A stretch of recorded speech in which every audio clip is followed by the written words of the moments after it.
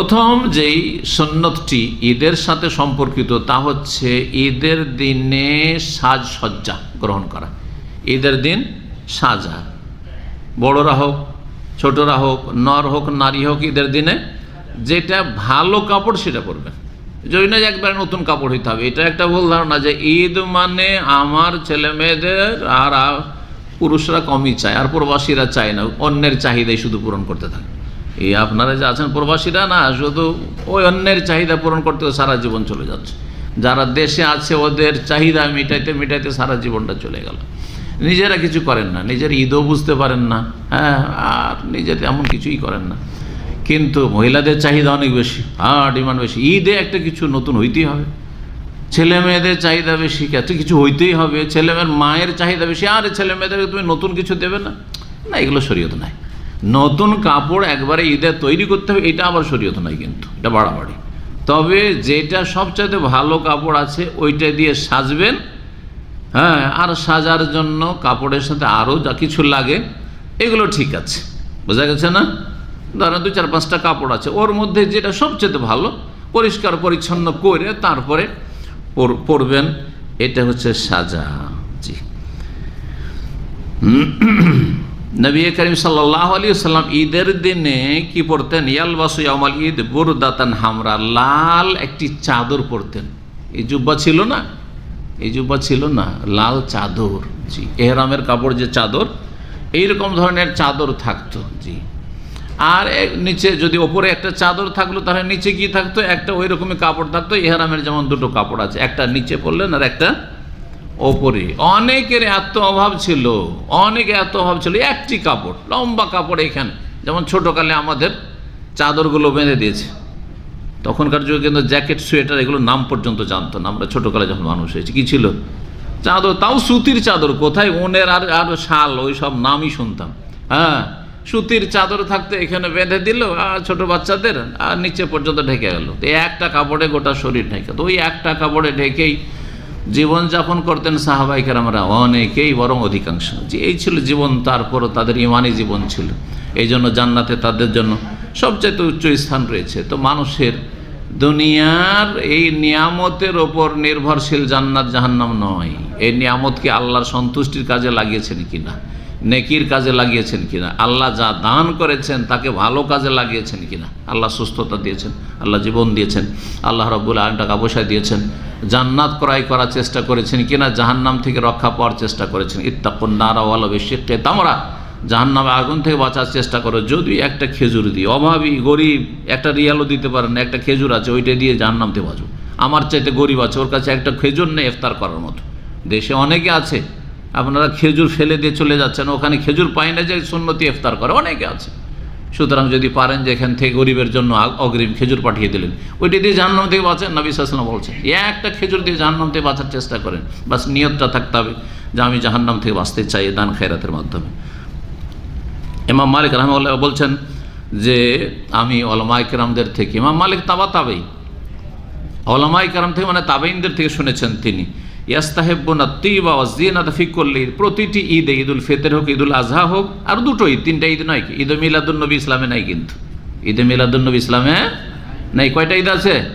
দুটো ঈদ ইসলামে আছে, বাকিগুলো সব অতিরিক্ত বেদাত, যা বলবেন তাই বেদাত। জি জি। তো বলছেন যে তারা উলামায়ে কেরামে কি করতেন, তাবেঈনরা পছন্দ করতেন, মুস্তাহাব বলতেন সুগন্ধি ব্যবহার করা, আতর ব্যবহার করা, এরও সাজা, অজিনা এবং ভালো কাপড় পরে সাজা, ফিকুল ঈদ, যে কোনো ঈদে, ঈদুল ফিতর হোক, ঈদুল আজহা হোক। দ্বিতীয় সুন্নত হচ্ছে ঈদে যাওয়ার আগে গোসল করা, ঈদে যাওয়ার আগে গোসল করা। জি, ফজরের পরে হয়তো সময় পাবেন না এখানে, ফজর আগে গোসল করে নিলেন তাহলে যথেষ্ট। জি হ্যাঁ, অথবা এসা পরে গোসল করে নিলেন আর তারপরে ঘামলেন না। উদ্দেশ্য গোসল করার হচ্ছে যে আপনার শরীরে যেন ঈদগাহে গিয়ে মানুষের ভিড় ভাড়ে আর গরম লাগে, আর মানুষ ঘামে, তখন আর ঘামলে দুর্গন্ধ ছড়ায়, আর আপনার শরীরের দুর্গন্ধে কোনো মুমিন মুসলিম ঈদগাহে এসছে, ঈদ পড়তে এসছে, তাদের কষ্ট না, এটা হচ্ছে উদ্দেশ্য। জি হ্যাঁ, সুতরাং গোসল করার পরে আপনি ঘামের কাজ করবেন না, পরিশ্রমের কাজ করবেন না, আর যদি করেন কাজ তাহলে শেষখানে গোসলটা করে ঈদগাহে যাবেন। জি, এটি হচ্ছে সুন্নাত, যা হাদিস দ্বারা প্রমাণিত। আব্দুল্লাহ বিন উমর রাদিয়াল্লাহু আনহু বলছেন যে কানা ইয়াগতাসিল ইয়াউমাল ফিতর, তিনি ঈদ উল ফিতরের দিন গোসল করতেন কাবলা ইয়াকদু ইলাল মুসাল্লা, ঈদগাহে যাওয়ার আগে। এটা আব্দুল্লাহ বিন ওমর আমল মুওয়াত্তা মালিকে রয়েছে, আল্লামা আলবানী সহিহ বলেছেন। এছাড়া প্রখ্যাত তাবি সাইদ মোসাইব বলছেন সুন্নাতুল ফিতরে সালাস, ঈদ উল ফিতরের সুন্নত হচ্ছে তিনটি। একটা হচ্ছে আল মাশি আল মুসাল্লা, ঈদগাহে পায়ে হেঁটে যাওয়া, গাড়িতে না চড়ে পায়ে হেঁটে যেতে পারলে বেশি ভালো সুন্নত। ওয়াল আকলু কাবলাল খুরুজ, আর ঈদে যাওয়ার আগে কিছু খেয়ে যাওয়া দ্বিতীয় সুন্নাত। তৃতীয় হচ্ছে আল ইগতিসাল, গোসল করে ঈদগাহে যাওয়া, এটি হচ্ছে তৃতীয় সুন্নাত। তৃতীয় সুন্নত হচ্ছে যেটা এখনই মানে এই হাদিসটি বলতে গিয়ে আসলো, সেটা হচ্ছে ঈদ উল ফিতরে যাওয়ার আগে কিছু খেয়ে যাবেন। যদি খেজুর থাকে তো সেটি হচ্ছে সুন্নত, আর খেজুর না থাকলে যে কোনো কিছু খেয়ে যাওয়া সুন্নাত, বাসি পেটে না গিয়ে। পক্ষান্তরে ঈদ উল আজহায় বাসি পেটে যাওয়া হচ্ছে সুন্নাত। ঈদ উল ফিতরে নবী সাল্লাল্লাহু আলাইহি ওয়াসাল্লাম যে যেতেন, সহিহ বুখারীতে হাদিস রয়েছে 953 নম্বর হাদিস, কানা রাসূলুল্লাহ লা ইয়াগদু ইয়াউমাল ফিতরে হাত্তা ইয়াকুলা তামরাত, রাসূলুল্লাহ ঈদ উল ফিতরে অতক্ষণ যেতেন না যতক্ষণ কয়েকটি খেজুর না খেয়ে নিতেন। ওয়া ইয়াকুলুহুন্না বিতরান, এবং বেজোড় খেতেন। বেজোড় খেজুর হয় তিনটে, বেজোড়তে একটা তো হয়, কিন্তু সাধারণত একটা নয়, তিনটে, পাঁচটা, সাতটা, এইরকম বেজোড় খেয়ে যেতেন। বেজোড় খাওয়াটা উত্তম, কিন্তু যদি খেজুর না থাকে তখন অন্য কিছু খাবেন। আমাদের দেশের মানুষরা খেজুর পেত না, এই জন্য মনে হয় ঈদের দিনে কিছু মিষ্টি মাস্টি তৈরি করার তরিকাটা আমাদের দেশে চালু আছে, তাই না? মানে ঈদে একটা কিছু হইতে হবে, একটা কিছু হইতে হবে মিষ্টি। আগের যুগে অন্যরকম ছিল, এখন মানুষ উন্নতি করেছে, দিয়ে সেময়ে চলে গেছে না, আরও কিছু হয়েছে, সেময়ে চলে গেছে, কিন্তু সেময়ের আগে অন্য কিছু ছিল, যা দেখেছেন হয়তো এক এক অঞ্চলে এক এক রকম আছে, কিন্তু মিষ্টি খাওয়ার প্রচলনটা আছে, মনে হয় ওখান থেকে এসছে যে খেজুর তো পাচ্ছি না আমরা, সুতরাং আমরা কিছু মিষ্টি মাস্টি খেয়ে ঈদ পড়তে যাই। জি, যাই হোক, যা কিছুই খান না কেন, কিন্তু খেয়ে দিয়ে যাওয়া হচ্ছে সুন্নাত। 4 নম্বর সুন্নাত হচ্ছে পায়ে হেঁটে ঈদগাহে যাওয়া। পায়ে হেঁটে ঈদ পড়তে যাওয়া যদি সম্ভব হয়, কিন্তু পায়ের রাস্তা যদি না হয়, হেঁটে যেতে যেতে ঈদ শেষ হয়ে যাবে দূরে, অথবা হেঁটে যাওয়া সম্ভব না, 1-2 কিলোমিটার 2 কিলোমিটার ঠিক আছে হাঁটা যাবে, কিন্তু 5 কিলোমিটার 7 কিলোমিটার যদি হয় তাহলে গাড়িতে চড়বেন, কোনো অসুবিধা নেই, গাড়িতে চড়া জায়েজ যে কোনো বাহনে। কিন্তু যদি কেউ হেঁটে যায় তাহলে সেটি হচ্ছে সুন্নাত, উত্তম। ইবনে মাজাতে হাদিস রয়েছে, বলছেন যে কানা রাসূলুল্লাহ সাল্লাল্লাহু আলাইহি ওয়াসাল্লাম ইয়াখরুজু ইয়াউমাল ঈদে মাশিয়ান ইয়ারজিউ মাশিয়ান, রাসূলুল্লাহ সাল্লাল্লাহু আলাইহি ওয়াসাল্লাম ঈদ পড়তে যেতেন হেঁটে, আর ফিরে আসতেন পায়ে হেঁটে। হেঁটে, উটের পিঠে চাপতেন না। জি, তো রাসূলুল্লাহ সাল্লাল্লাহু আলাইহি ওয়াসাল্লাম কোথায় ঈদ পড়তেন, কে বলতে পারে? বলেন, রাসূলুল্লাহ সাল্লাল্লাহু আলাইহি ওয়াসাল্লাম কোথায় ঈদ পড়তেন? আজকাল মদিনার লোকেরা কোথায় ঈদ পড়ে? হ্যাঁ, কেউ পড়েছেন ঈদ মদিনায় না পড়েননি? আছে কেউ? হ্যাঁ, কে বললো? মসজিদ নববী, মাশাআল্লাহ, মসজিদ নববীতে গোটা মদিনার লোকই প্রায় মসজিদ নববীতে ঈদ পড়ে। ঠিক, মক্কার লোকেরা কোথায় পড়ে? মসজিদে হারামে পড়ে, তাই না? এখনকার প্রচলন। কিন্তু নবী সাল্লাল্লাহু আলাইহি ওয়াসাল্লাম 10টা বছর কাটিয়েছেন শেষ জীবনের হিজরতের পরে, সেটা কোথায়? মদিনায়। মসজিদ নববীতে ঈদ পড়েছেন না মসজিদের বাইরে মাঠে পড়েছেন? হ্যাঁ, কোথায়? মাঠে পড়েছেন। ওই মাঠটা কোথায় ছিল কে বলতে পারে? 10 কিলোমিটার। 10 কিলোমিটার তো জুলহুলাইফা পার হয়ে চলে যেতে হবে। তখনকার মদিনায় 1-1.5 কিলোমিটার নিয়েছিল। এখন যে মসজিদ নববী যতটা চত্বর আছে অতটাই মদিনা শহর ছিল। আমরা 35 বছর হয়ে যাচ্ছে, প্রায় 33 বছর আগে, 34 বছর আগে মদিনা যখন প্রথম আসি, তখন মদিনায় যে কিং ফাহাদ গেট আর এদিক সেদিক যে গেটের বাইরে যেগুলোতে নামাজ হচ্ছে, সেইগুলো যাতে একবারে চিপা বাড়িঘর ছিল, আর পুরনো ভাঙাচোরা বাড়িঘর ছিল। যেমন এই দওয়াসের গলিতে গলিতে যদি ঢুকেন, এখানে ঢুকে দেখবেন একদম পুরনো বাড়ি, বাস করতে ভয় লাগছে কখন ভেঙে পড়ে, ওই রকম বাড়িঘর দেখেছি আমরা। তো আলহামদুলিল্লাহ সম্প্রসারণ হয়েছে, আর তারপরে এত সুন্দর করে তৈরি করা হয়েছে, খোলা করা হয়েছে। জি, তো কি বলছিলাম, নবী সাল্লাল্লাহু আলাইহি সাল্লামের ঈদগাহ কোথায় ছিল কেউ জানেন না? মাশাআল্লাহ, আছে কেউ জান্নাওয়ালা? নবী সাল্লাল্লাহু আলাইহি সাল্লাম ঈদ কোথায় পড়তেন মদিনায়? যে বলতে পারবে ওর জন্য প্রাইজ রয়েছে। মসজিদ নবীর মাঠে। কোথাও মাঠ ছিল না মসজিদ নবী, ছোট্ট একটা মসজিদ নবী ছিল তখন। হ্যাঁ, মসজিদ নবীতে বাবুস সালাম দিয়ে বেরিয়ে যান, আর যেতে যেতে চলে যান ধরেন 0.5 কিলোমিটার, বেশি না, 500 মিটার, 500 মিটার তো এইটাই হয়ে যাবে যে চত্বরটা আছে, তাই না? ওইটা পার হয়ে গেলেই বাবু সালাম দিয়ে বেরিয়ে যেতে হবে। কিন্তু যা চলতে থাকেন, সামনে দেখবেন যে দুটো মসজিদ আছে। একটা মসজিদের নাম মসজিদে গামামা, আর একটা মসজিদ আছে তার নাম হচ্ছে মসজিদ আলী রাদিয়াল্লাহু আনহু। ওই মসজিদে গামামা যেই জায়গা আছে যে মসজিদ, ওটাই ছিল ঈদগাহ সেই যুগে। 1400 বছর আগে ওটা ছিল কি ঈদগাহ, অর্থাৎ মসজিদ নববী থেকে 500 মিটার বা 600 মিটার দূরে ঈদগাহ ছিল। ওইখানে মাঠে গিয়ে খোলা জায়গায় নবী সাল্লাল্লাহু আলাইহি ওয়াসাল্লাম ঈদ পড়েছেন। এই হেঁটে গেছেন আর হেঁটে এসছেন। আর বাসা কোথায়? বাসা হচ্ছে মসজিদ নবীর সাথে লাগা, নবী সাল্লাল্লাহু আলাইহি ওয়াসাল্লামের 9 বিবির 9টা বাসা। এই যে মহিলা সেকশন যেদিকে আছে, যেদিকে মা আয়েশা রাদিয়াল্লাহু আনহা কক্ষ, যেখানে নবী সাল্লাল্লাহু আলাইহি ওয়াসাল্লামের কবর আছে, সেটা ছিল এক স্ত্রীর। তো এখানে বাস করতেন, ওখান থেকে হেঁটে গেছেন, পায়ে হেঁটে। তো ঈদগাহ তখন এটা ছিল। জি। 5 নম্বর সুন্নাত হচ্ছে যে ঈদগাহে যাওয়া আসায় রাস্তা বদল করবেন। রাস্তা কি করবেন? একই রাস্তায় গেলেন, ওই রাস্তা দিয়ে ফিরে আসলেন, এটা করবেন না। বিভিন্ন হেকমত আছে, ওলামারা বলেছেন। তার মধ্যে একটি হেকমত হচ্ছে যে এই রাস্তা আপনার জন্য কিয়ামতের দিন আপনার পক্ষে সাক্ষী দিবে যে আল্লাহ আমার ওপর দিয়ে হেঁটে ঈদ পড়তে গেছে। আর এক রাস্তা সাক্ষী দেবে যে আল্লাহ আমার ওপর দিয়ে হেঁটে ঈদ পড়ে এসছে। এই যে সাক্ষী, জমিন আমাদের পক্ষে অথবা বিপক্ষে সাক্ষী দিবে। কিন্তু কোরআন হাদিস প্রমাণ করে যে যেখানে আমরা বসবাস করি, চলাফেরা করি, সেই জায়গার সমস্ত কিছু, জমিন, গাছপালা, পাথর আমাদের পক্ষে অথবা বিপক্ষে সাক্ষী। বিপক্ষে কখন দেবে? যেন পাপ করেছেন। যেই জমিনে কেউ ব্যভিচার করেছে, বিপক্ষে সাক্ষী। যেই জমিনে খুন করেছে, সাক্ষী দেবে। যেই জমিনে মদ খেয়েছে, যেই জমিনে ফজর ছেড়ে শুয়ে থেকেছে, বিপক্ষে সাক্ষী দেবে। আর যেই জায়গাগুলিতে আপনি নামাজ পড়েছেন, সাক্ষী দেবে পক্ষে। কোরআন খতম করেছেন, কোরআন তেলাওয়াত করেছেন, সাক্ষী দেবে। দিনের কথা শিখেছেন, সাক্ষী দেবে। এই জায়গাগুলো সাক্ষী দেবে যেখানে বসে বসে দিন শিখেছে, সাক্ষী দেবে। কোরআন এবং হাদিস দ্বারা প্রমাণিত, সময় নেই ওইসব দলিল বলার। কিন্তু আমাদের প্রত্যেকটি বস্তু আমাদের শরীরেরও সাক্ষী দেবে, আর শরীরের বাইরে যা কিছু আছে তাও আমাদের পক্ষে অথবা বিপক্ষে সাক্ষী দেবে। হাত পা, এই জন্য অঙ্গ প্রত্যঙ্গ, চোখ, নাক, মুখ সব কিছু সাক্ষী দেবে। কিন্তু জি, কোরআনে আছে। রাস্তা বদলাইতে হবে। রাস্তা বদলানোর আরেকটি হেকমত হচ্ছে কি হতে পারে? বিভিন্ন এলাকার লোকদের সাথে ঈদ হচ্ছে একটা মিলন, মিলন মেলা। তো এই একটা মিলনের সুযোগ। এই মহল্লা দিয়ে পাড়া দিয়ে গেলাম, এই পাড়ার লোকদের সাথে আমার দেখা সাক্ষাৎ হয়ে গেল। ওই পাড়া দিয়ে গেলাম, ফিরে এলাম, ওদের সাথে দেখা সাক্ষাৎ হয়ে গেল। সে যে আবার দেখা সাক্ষাতে যেন যেতে হইল না। জি হ্যাঁ, এটা দ্বিতীয়। তৃতীয় হেকমত, গরিব মিসকিন আছে গ্রামে, এই দিক দিয়ে গেলাম, গরিব মিসকিনদের সাথে দেখা হলো, দান খায়রাত এদিকে করে দিলাম। আবার ওই দিক দিয়ে ফিরে এলাম, ওইদিকে গরিব মিসকিনদের ওদেরকে দান করলাম, খোঁজ খবর নিতে পারলাম।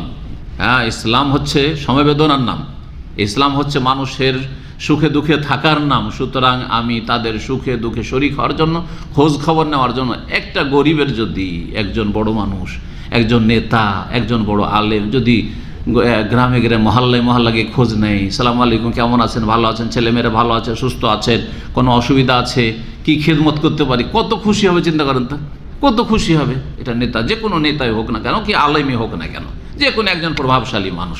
তো এই হেকমতগুলি এতে হবে যদি আমরা করি, সেই জন্য নবী সাল্লাল্লাহু আলাইহি ওয়াসাল্লাম তাই করেছেন। জি। 6 নম্বর সুন্নাত হচ্ছে যে যখন ঈদ পড়তে যাবেন, হ্যাঁ, দলিলটা কি? রাস্তা বদলাবার সহিহ বুখারীতে দলিল রয়েছে। কানা ইয়াউমা ঈদিন খালাফাত তারিক, ঈদের দিনে রাসূলুল্লাহ রাস্তা বদলাতেন, যাতায়াতের রাস্তা। যদি পুরোপুরি বদলানো সম্ভব না হয়, কিছুটা বদলাবেন। অনেক সময় পুরোপুরি সম্ভব হয় না, রোড ধরেন ও যেতে হবে, কিছুটা অংশ তো একটাই রাস্তা, ঈদগাহে ঢুকার অথবা বাড়ি থেকে বের হওয়ার, কিন্তু মাঝখানে এদিক ওদিকটাও একটু বদলে দিতে পারবেন, তাই না? তো কিছুটা হইলেও বদলে দিতে হবে যাতে সুন্নতটা পালন হয়ে যায়। 6 নম্বর হচ্ছে যে ঈদ পড়তে যাওয়ার সময় তকবীর দিবেন। বাড়ি থেকে তকবীর দিতে যাবেন আর ঈদগাহ পর্যন্ত তকবীর দেবেন। এই সুন্নতগুলি মরে গেছে, প্রায় লোক করে না, এমনকি কিছু ধার্মিক লোকেরা করে না। কারণ কেউ করে না, তখন লজ্জা লাগে। এটা একটা রোগ। একটা সুন্নত কেউ পালন না করলে কি হয়? মানুষের স্বভাব হচ্ছে লজ্জা পাওয়া, কিন্তু সবাই করলে আর লজ্জা লাগে না। কিন্তু সবাই করলে লজ্জা লাগে না। এই জন্য সবাই যখন হইচই করে, যারা হজে গেছেন দেখেছেন, লাব্বাইক আল্লাহুম্মা লাব্বাইক যখন ঝাড়ে তখন সবাই কিন্তু বলে। আর যদি থেমে যায় তো একজন দুইজন আর বলে না। ওই এক দুইজন পাক্কা যদি হয় ইমানদার আর এলেমওয়ালা, যে না কেউ বলুক আর না বলুক আমাকে বলতে হবে, তাহলে বলবে। সুরের সাথে হুজুগে সবাই বলছে, কিন্তু একা একা বলতে রাজি না, একা একা বলতে রাজি না। এখন দেখছি সমাজে তো কেউ বলেন না, গেল ঈদে গেল, সবাই যাচ্ছে আসছে, কেউ তাকবীর পাঠ করেন না। আমি একা একা পাঠ করবো, আজব লাগছে। যেমন ফরজ সালাতের পরে জিকির আজকারগুলি জোরে পড়া সুন্নাত, জোরে পড়া সুন্নত। দেখেন আরব দেশে এই সুন্নতটা ছিল, আস্তে আস্তে এখান থেকে প্রায় উঠতে লেগেছে। আজকাল কোথায় শুনবেন সালাম ফিরার পরে আস্তাগফিরুল্লাহ আস্তাগফিরুল্লাহ আস্তাগফিরুল্লাহ আল্লাহুম্মা আনতা সামিউল কাসসালাম তাবারাকতা ইয়া যাল জালালি ওয়াল ইকরাম। তারপরে মাগরিবে আর ফজরে 10 বার করে কালিমা তাওহীদ লা ইলাহা ইল্লাল্লাহু ওয়াহদাহু লা শারীকা লাহু লাহুল মুলকু ওয়া লাহুল হামদু ওয়া হুয়া আলা কুল্লি শাইইন কাদির ওয়া আলা কুল্লি শাইইন কাদির। খুব কমই শুনতে পাবেন। গোটা মসজিদে দেখবেন একজন দুইজন কেউ পাঠ করছে, তখনই আমরা বুঝতে পারি যে নিশ্চয়ই এ ভালো একজন শাইখ আছে। যেন আমি যেই মহল্লাতে নামাজ পড়ি ওখানে একজন বড় হাইকোর্টের কাজী আছে, গোটা মসজিদে উনি শুধু পড়বেন, আর এক আধটা আর কেউ না, দেখি না। ব্যাস সুন্নতগুলো উঠে যাচ্ছে, আস্তে আস্তে সুন্নতগুলো মরে যাচ্ছে। এগুলোকে জীবিত করতে হবে, কারণ সুন্নত জীবিত যদি করতে পারেন আপনি যে কোনো জায়গায়, তাহলে আপনাকে ফলো করে যত লোক এই সুন্নতটার উপরে আমল করবে, এক ভাগ করে প্রথম ব্যক্তি যেহেতু আপনি জীবিত করেছেন, সুতরাং আপনি এক ভাগ করে নেকি পাবেন। সেই হাদিস, সব নেকি আসতে থাকবে, আপনার ওসিলাতে মানুষরা শিখেছে। সুতরাং এই যে ঈদগাহে যাওয়ার সময় তাকবীর পাঠ করে না, আপনি পাঠ করেন, লোকে শিখুক, ওগুলোকে জানুক, আপনার দেখা দেখি তাকবীর দিক মানুষে। আল্লাহ যেন তৌফিক দান। তবে সুর করে নয়, সুর ধরে না, আর একই আওয়াজে না, সম্মিলিত আওয়াজে না। সম্মিলিত আওয়াজে যে কোনো জিকির আজকার বেদাত সুন্নতের তরিকা এটি নয়। জি, এই মর্মে হাদিস রয়েছে, আল্লামা আলবানী সিলসিলা সাহিতে নিয়ে এসছেন। প্রখ্যাত ইমাম জোহরি রাহিমাহুল্লাহ বলছেন যে রাসূলুল্লাহ সাল্লাল্লাহু আলাইহি ওয়াসাল্লাম যখন ঈদুল ফিতরে বেরোতেন ফায়ুকাব্বিরু, তাকবীর পাঠ করতেন, হাত্তা ইয়াতিয়াল মুসাল্লা, ঈদগাহে আসা পর্যন্ত, ও হাত্তা ইয়াকদি সালাত নামাজ শেষ করা পর্যন্ত। নামাজ শেষ করা পর্যন্ত কি হইতে থাকতো? তাহলে তাকবীর চলতে থাকতো। ফাইদা কাজা সালাত, সালাত শেষ, কাতা তাকবীর, তখন তাকবীর শেষ হয়ে যেত। 7 নম্বর সুন্নাত হচ্ছে ঈদের সাথে সম্পর্কিত, ঈদের সালাত খোলা মাঠে পড়াই হচ্ছে উত্তম সুন্নাত, আর মসজিদে পড়া জায়েজ। কেউ যদি মসজিদে পড়ে আর আরেকজন খোলা মাঠে পড়ে, কে বেশি নাকি পাবে? খোলা মাঠওয়ালা। দলিল দেখেন, নবী সাল্লাল্লাহু আলাইহি ওয়াসাল্লাম মসজিদের নববী বাদ দিয়ে, ইমাম আলবানী এই কথা বলছেন যে চিন্তা করেন, মসজিদের নববীতে 1000 গুণ সওয়াব বেশি, ঠিক না? 1000 গুণ। সহিহ হাদিসে, জয়ীফ হাদিসে 50,000 আছে।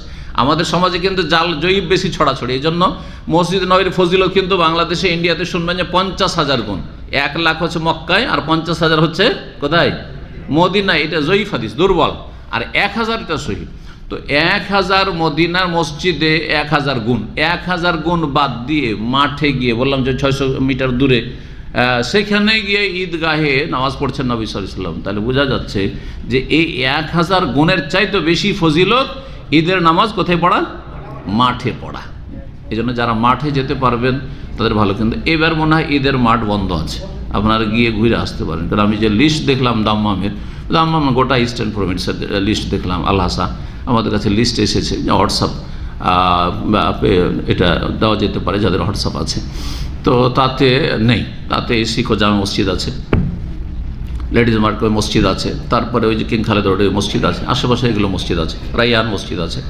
তো মসজিদে সম্ভবত এবার ঈদ হবে, যে কোনো কারণে হোক এবার দাম্মামের ঈদগাহে সালাত হয়তো হবে না, লিস্টে নেই, আল্লাহু আলাম। এটা সুন্নাত, এটা হচ্ছে উত্তম, কিন্তু জায়েজ আছে মসজিদে। আর বর্ষা বৃষ্টি হলে তো অসুবিধা নেই, বর্ষা বৃষ্টি হলে কোনো অসুবিধা, তাহলে তো মসজিদেই পড়তে হবে। 8 নম্বর সুন্নাত হচ্ছে খুতবা শোনা। জুমার খুতবা শোনা ফরজ, কিন্তু ঈদের খুতবা শোনা ফরজ নয়। এই পার্থক্যটা অনেকে বোঝে না। কিন্তু জুমার খুতবায় যে এসে হাজির হবে না, খুতবা শুরু হওয়ার পরে যে আসলো, ফেরেশতারা ওর নামই নোট করে না। অনেকে জুমা পড়তে আসে দেরি করে না, খুতবা শুরু হলো তখন মসজিদে আসলো, ওর নামই নোট হয়নি। জুমাটা আদায় হবে, কিন্তু জুমার যে স্পেশাল ফজিলত ওইটা আর পেল না, ওইটাই পেল না। যে রেকর্ড চলছিল, নাম লিস্ট হচ্ছিল, ফেরেশতারা লিস্ট করছিলেন, ওই লিস্টে ওর নাম আসলো না। জুমার খুতবা শোনা ফরজ, পক্ষান্তরে ঈদের খুতবা শোনা হচ্ছে সুন্নাত। জুমার খুতবা নামাজের আগে, আর ঈদের খুতবা ঈদের নামাজের পরে। জি,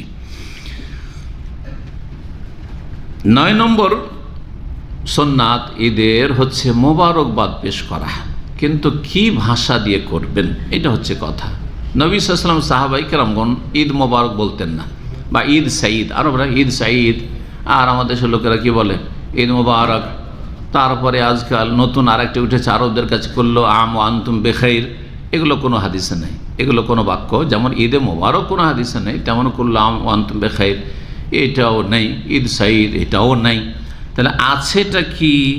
জুবাইর বিন নুফাইর রাদিয়াল্লাহু তাআলা বলছেন, কান আসহাবুন নবী সাল্লাল্লাহু আলাইহি ওয়াসাল্লাম ইযাল তাকাউ ইয়াউমাল ঈদ, নবী সাল্লাল্লাহু আলাইহি ওয়াসাল্লামের সাহাবায়ে কেরামগণ যখন পরস্পর মিলিত হইতো, কেউ কারো সাথে দেখা সাক্ষাৎ করতো ঈদের দিনে দেখা সাক্ষাৎ হইল, তো ইয়াকুলু বাযুহু লিবায, একজন অপরজনকে মোবারকবাদ দিতেন এই বলে, তাকাব্বালাল্লাহু মিন্না ওয়া মিনকুম, তাকাব্বালাল্লাহু মিন্না ওয়া মিনকুম, মানে আল্লাহ আমাদের আপনাদের কবুল করুন। তাকাব্বালাল্লাহু মিন্না ওয়া মিনকা এক বচন আছে, মিনকুম বহু বচন। আল্লাহ আমাদের এবং আপনার কি করেন, যেন কবুল করেন। কি করে কবুল করেন? যা কিছু করেছি ফরজ নফল, হ্যাঁ 5 ওয়াক্ত ফরজ, তারপরে নামাজ, তারপরে আপনার রোজা, সিয়াম, তারপরে কিয়াম, তারাবি, আর লাইলাতুল কাদার, আরও যেসব যতগুলি ইবাদত বন্দেগী আল্লাহ যেন কবুল, আমাদের ঈদের সালাত, আমাদের ফিতরা, আল্লাহ যেন কবুল। তাকাব্বালাল্লাহু মিন্না ওয়া মিনকুম, তাকাব্বালাল্লাহু মিন্না মিনক বা মিনকুম। আল্লামা আলবানী হাদিসটিকে সহি বলেছেন, ইমাম হাফিজ ইবনে হাজার হাসান বলেছেন, তামামুল মিন্না একটি কিতাব রয়েছে আল্লামা আলবানী, তাতে তিনি হাদিসটিকে সহি বলেছেন। মোবারকবাদ পেশ করা এটি হচ্ছে উত্তম, তবে ঈদ মোবারক বলা যাবে কি না? একদল বলছেন না, ঈদ মোবারক হাদিসে আসেনি তো বলা যাবে না, শক্ত ফতোয়া। আর একদল বলছেন যে দেখেন, মোবারকবাদ অভিবাদনের বিষয়টির জন্য নির্ধারিত বাক্য নবী সাল্লাল্লাহু আলাইহি ওয়াসাল্লাম থেকে জরুরি নেই, সাহাবীরা বলতেন এরকম, কিন্তু জরুরি নয় যে সেই বাক্যটাই বলতে হবে, উত্তম অবশ্যই, কিন্তু যে কোনো বাক্য দিয়ে মোবারকবাদ পেশ করা যেতে পারে। যেমন কারো ধরেন ছেলে মেয়ে হয়েছে, হ্যাঁ, কারো একটা খুশির খবর হয়েছে, তাহলে মোবারকবাদ দিনে তো মোবারকবাদ দেওয়ার জন্য কি বিশেষ কোনো শব্দ যে ওইটাই দিয়েই দিতে হবে? না, আমি যে কোনো ভাষা দিয়ে বলতে পারি, হ্যাঁ, যে কোনো ভাষা দিয়ে, আল্লাহ আপনার মোবারক করুক, মাশাআল্লাহ আপনার ভালো করুন, আল্লাহ মাশাআল্লাহ আপনার বরকত দিক, যে কোনো ভাষা বলতে পারি। খুব খুশির খবর, আনন্দিত হইলাম ইত্যাদি। তো বোঝা গেল যে ভাষার ক্ষেত্রে স্বাধীনতা আছে মোবারকবাদ বা অভিবাদন পেশ করার ক্ষেত্রে। সুতরাং কেউ যদি ঈদ মোবারক বলে তো দোষণীয় নাই, বলা যেতে পারে অথবা লেখা যেতে পারে। আল্লাহু আ'লাম। এটা হচ্ছে মধ্যম পন্থা অবলম্বন, এটা হচ্ছে ফতোয়ার ক্ষেত্রে বাড়াবাড়ি না করে মধ্যম পন্থা উত্তম হচ্ছে তাকাব্বালাল্লাহু মিন্না মিন। কিন্তু জায়েজ আছে ঈদ মোবারক বলা বা ঈদ সাঈদ বলা। কুল্লু আম ওয়া আনতুম বিখাইর, আরবরা যে বলে, এটা আল্লামা আলবানী বলেছে এটা খ্রিস্টানদের থেকে এসছে। প্রতি বছর বা সারা জীবন তুমি ভালো থাকো, কুল্লু আম ওয়া আনতুম বিখাইর মানে গোটা বছর আপনি ভালো থাকুন। এটা আসলে খ্রিস্টানদের, খ্রিস্টান মিশরে, তারপরে সিরিয়া, এইসব দেশে, লেবানন, অনেক খ্রিস্টান আছে, আরব খ্রিস্টান, তো এরাও তো আরবি ভাষায় কথা বলে, তো ওরা এইভাবে তারা অভিবাদন দিয়ে থাকে। সুতরাং এটা বর্জন করাটা হচ্ছে শ্রেয় বা উচিত। জি, অনেকের কাছে এটা জায়েজ না, যেমন আলবানী বলছেন যে এটা জায়েজ না, কারণ এটা কাফেরদের অভিবাদন। জি, যেমন আপনার নমস্কার বলবেন না, বলবেন না, কখনো বলবেন নমস্কার বলা জায়েজ নয়, বা অর্থও ঠিক নয়। জি, অর্থও জায়েজ নয়। জি, 10 নম্বর একটি সুন্নাত, যেটা অজানা সুন্নাত অধিকাংশ লোকের জন্য, সেটা হচ্ছে ঈদগাহে তো কোনো সুন্নত নফল পড়বেন না, ঠিক আছে? ঈদগাহে নবী সাল্লাল্লাহু আলাইহি সাল্লাম 2 রাকাত নামাজ ছাড়া বেশি কিছু পড়েছেন? পড়েননি। তবে মসজিদে যদি ঈদ পড়েন, তাহলে মসজিদে গিয়ে তাহিয়াতুল মসজিদ 2 রাকাত পড়বেন না? ওটা পড়বেন তাহিয়াতুল, কিসের নিয়তে? ঈদের সাথে সম্পর্কিত না, মসজিদের সাথে সম্পর্কিত, যে মসজিদে ঢুকলাম সেই জন্য তাহিয়াতুল মসজিদ, মসজিদ সালামি পড়বো, যেটাকে আমাদের দেশের মানুষ দখুলুল মসজিদ বলে, কিন্তু দখুল মসজিদ পরিভাষাটি ভুল। কি বলবেন? তাহিয়াতুল মসজিদ মানে মসজিদ সালামি, তাহিয়া মানে সালাম, এটা পড়বেন। কিন্তু ঈদ পড়ে এসে নবী সাল্লাল্লাহু আলাইহি সাল্লাম বাড়িতে 2 রাকাত পড়েছেন, যে আমলটি প্রায় উঠে গেছে, অজানা, পড়ে না কেউ, ইল্লা মাশাআল্লাহ, ইল্লা মাশাআল্লাহ। এখন আর সোশ্যাল মিডিয়ার যুগে একটা ফায়দা হয়েছে যে একটা কথা কিছু লিখে দিলে অথবা একটা আলোচনা করে দিলে সারা দুনিয়ায় মুহূর্তের মধ্যে ছড়িয়ে যাচ্ছে, অনেকে সাধারণ মানুষরা জানতে পারছে আর সুন্নতগুলির উপর আমল হচ্ছে। একটা ভালো দিক এটা সোশ্যাল মিডিয়ার, আলহামদুলিল্লাহ। পাপের সাথে পাপ আর পাপ সোশ্যাল মিডিয়াতে, এতে কোনো সন্দেহ নেই, কিন্তু ভালো মানুষদের জন্য ভালো দিকও আছে। তো 2 রাকাত ঈদ পড়ে এসে বাড়িতে পড়া এটি হচ্ছে সুন্নাত, যা হাদিস দ্বারা প্রমাণিত। আবু সাঈদ খুদরি রাদিয়াল্লাহু তাআলা আনহু বলেন যে কানা রাসূলুল্লাহ সাল্লাল্লাহু আলাইহি ওয়াসাল্লাম ক্বাবলা ঈদ শাইআ, রাসূলুল্লাহ ঈদের আগে কোনো নামাজ পড়তেন না।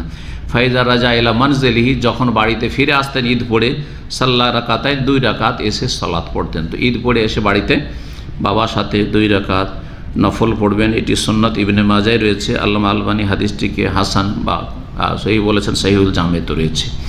এখানে আজকের আলোচনা শেষ করছি। আল্লাহ রাব্বুল আলামিনের কাছে দোয়া করছি, আল্লাহ রাব্বুল আলামিন যেন আমাদের রমজানের সিয়াম, কিয়াম, ফরজ নফল যাবতীয় ইবাদত বন্দেগী কবুল করেন। গুনাহ খাতা আল্লাহ যেন মাফ করে দেন। আল্লাহ আমাদের রহম করেন। যেসব ভাইয়েরা ইবাদত বন্দেগী করলেন তাদেরকে আরও বেশি তৌফিক দান করেন। ফরজের হেফাজতের আল্লাহ তৌফিক দান করেন। সুন্নত নফল বেশি বেশি করার তৌফিক দান করেন।